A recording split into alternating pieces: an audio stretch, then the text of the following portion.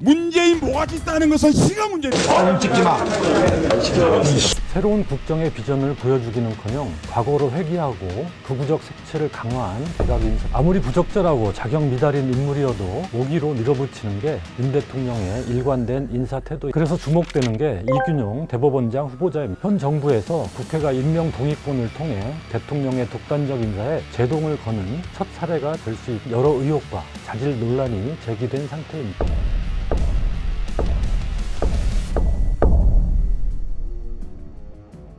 국회가 대법원장 인준을 부결시킨 전례는 1988년 정기승 대법원장 후보자가 유일합니다. 그로부터 35년이나 지난 지금 대통령의 40년 직위를 대법원장 후보자로 지명하는 역사의 퇴행이 제 친한 친구의 친한 친구입니다.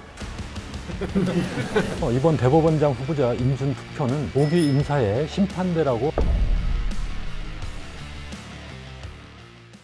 안녕하십니까. 한겨레 논설의 박용현입니다. 윤석열 대통령이 국정 여러 분야에서 민심의 눈과 귀를 닫고 마이웨이 폭주를 거듭하고 있습니다. 그 중에서도 두드러지는 게 퇴행과 오기로 점철된 인사 문제입니다.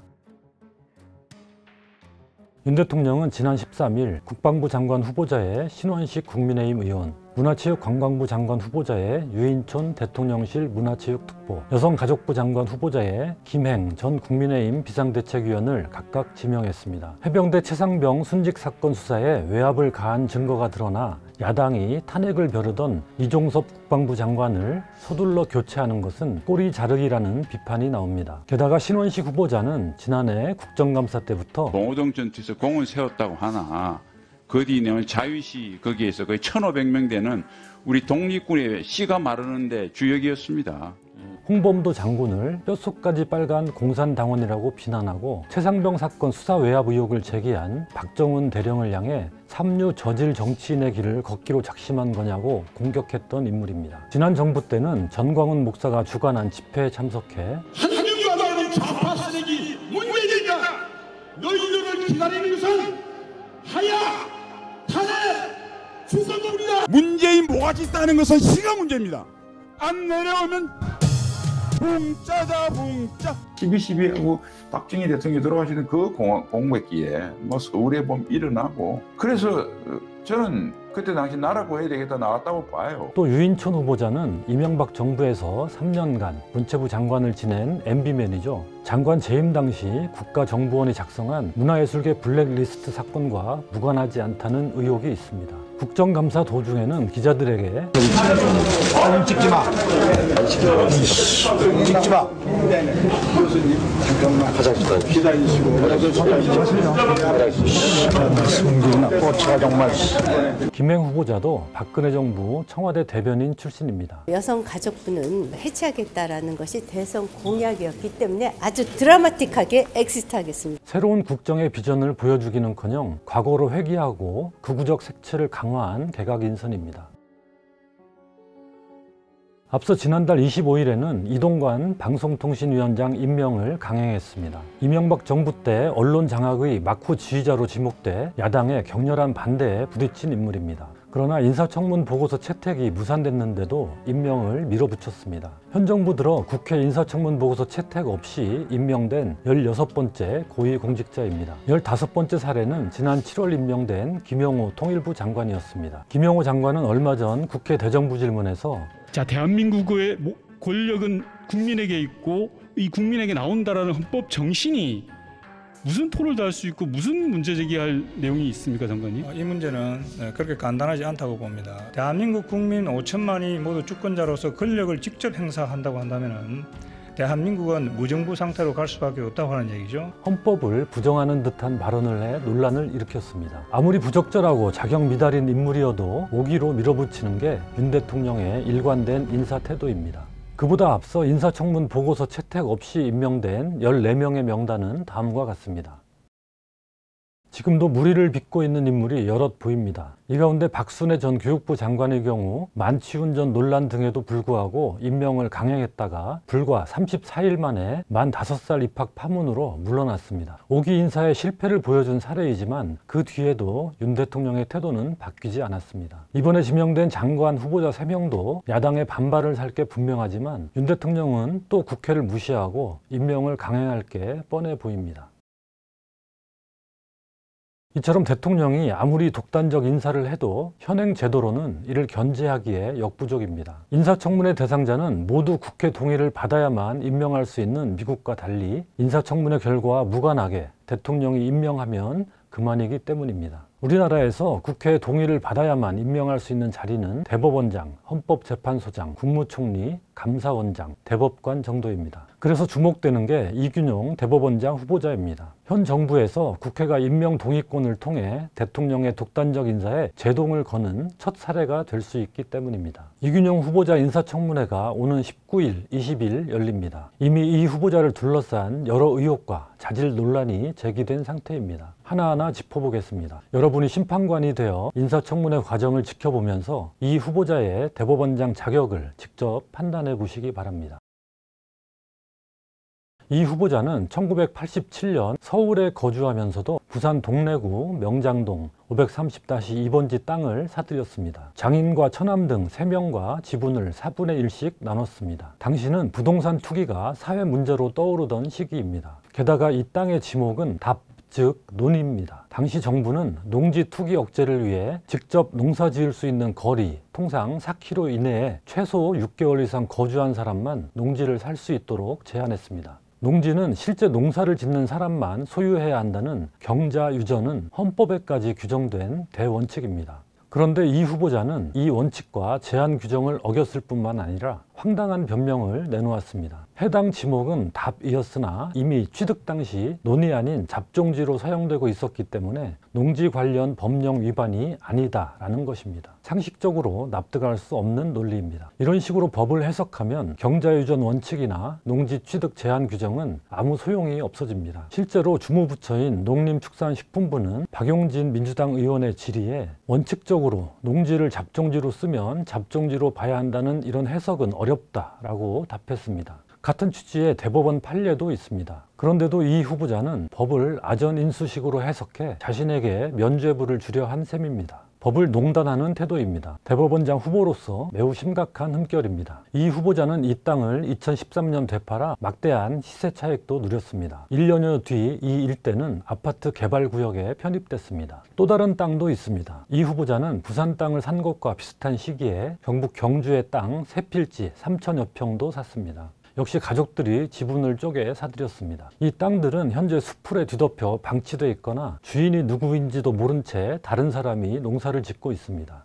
10년 뭐 하시면 되죠. 뭐 땅이 비니까 짓고 있는 거죠. 아마 이거 골프에서 좀 해도 되고 뭐 할 일 많은데 좋잖아. 이거 땅 이거 큰 거 이거. 이렇게 특별한 용도도 없이 땅을 사들여 방치하고 있는 점에 비춰보면 이 역시 투기 정황이 짙습니다. 이 후보자의 부인은 2000년 7월 부산 북구 만덕동 임야 4만 5천여 제곱미터에 대한 4분의 1 지분을 취득했습니다. 부동산 등기부 등본에는 매매를 통해 취득한 것으로 기록돼 있지만 이 땅을 판 사람은 바로 부인의 아버지였습니다. 1999년 땅을 매입해 9개월 만에 세 자녀에게 나눠준 것입니다. 증여를 매매로 위장해 증여세를 탈루하려 했다는 의혹이 제기됩니다. 실제 세무당국은 현금 증여로 판단해 2002년 4월 증여세 8,800만 원을 부과했습니다. 이에 세 자녀는 국세심판원에 조세 불복 심판을 청구했습니다. 토지 매입 대금인 23억 원이 아니라 토지 자체를 증여받은 것이니까 토지의 공시지가인 4억 4천만 원에 대한 증여세만 내게 해달라는 주장이었습니다. 조세심판원은 토지를 증여받은 것이라고 결론 내렸지만 이후 이들이 증여세를 얼마나 어떻게 납부했는지는 확인되지 않고 있습니다. 경실련은 13일 성명을 내어 증여 신고를 하지 않은 의혹과 관련하여 증여세 신고 여부 및 증여세 최종 납부 금액 등을 제출하기 바란다. 철저한 소명을 촉구했습니다. 재산신고 누락 문제는 더 황당합니다. 이 후보자는 2010년 처음 재산 공개를 할 때부터 본인과 부인, 자녀 명의의 비상장 주식을 계속 신고하지 않았습니다.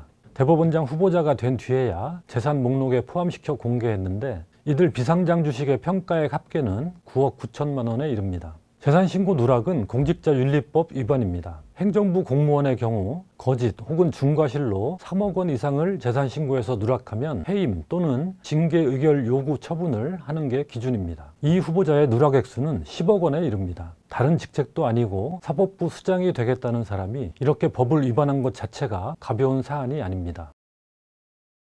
더욱 큰 문제는 해명 과정에서 불거졌습니다. 이 후보자의 해명은 최초 재산신고 당시 해당 주식은 재산 등록 대상이 아니었다는 것과 2020년 공직자윤리법 시행령 개정으로 비상장 주식 평가 방식이 바뀌어 재산 등록 대상이 됐지만 이를 몰랐다는 것이었습니다. 후자를 먼저 보겠습니다. 공직자윤리법 시행령이 바뀐 것을 미처 몰라 재산신고를 누락했다는 해명이었는데요. 비상장 주식 평가 방식이 바뀐 것은 시행령이 아니고 법률 개정이었습니다. 경실련은 이에 대해 대법원장이 되겠다는 사람이 법률과 시행령을 구분하지 못할 정도로 전문성이 부족한 것인지 아니면 이렇게 하루아침에 드러날 사실을 청문회 기간 동안만 거짓말로 때우고 넘어가려 할 정도로 양심에 문제가 있는 것인지 후보자의 추가적인 입장 표명이 필요하다고 지적했습니다. 다른 공직자도 아닌 법관이 관련 법률 개정을 몰라 재산신고를 누락했다니 게다가 법률이 바뀐 건지 시행령이 바뀐 건지도 확인하지 않고 해명을 했다니 구차함을 넘어 법관의 자질을 의심케 하는 모습입니다. 이게 전부가 아닙니다. 최초 재산신고 당시 해당 주식은 재산 등록 대상이 아니었다는 해명도 거짓으로 나타났습니다. 인사혁신처가 서동영 민주당 의원에게 제출한 자료를 보면 이 후보자가 재산 등록을 시작할 당시부터 관련 기준은 변함이 없었습니다. 본인, 배우자, 직계 좀비 속에 소유자별 주식, 국채 등 증권 합계액이 1,000만 원 이상이면 전부 신고해야 합니다. 이 후보자의 첫 재산신고 때 부인이 1,234만 원어치의 상장 주식을 신고한 만큼 그때부터 비상장 주식도 함께 신고했어야 하는 것입니다. 마치 2020년 법 개정 전까지는 비상장 주식을 재산신고에서 누락한 게 적법했다는 식으로 사실을 호도하려 한 셈입니다. 이 후보자는 해외에 거주하는 자녀들의 재산도 신고하지 않았습니다. 이 역시 공직자윤리법 위반에 해당합니다. 대법원장 후보자가 이렇게 땅, 주식 등 재산과 관련된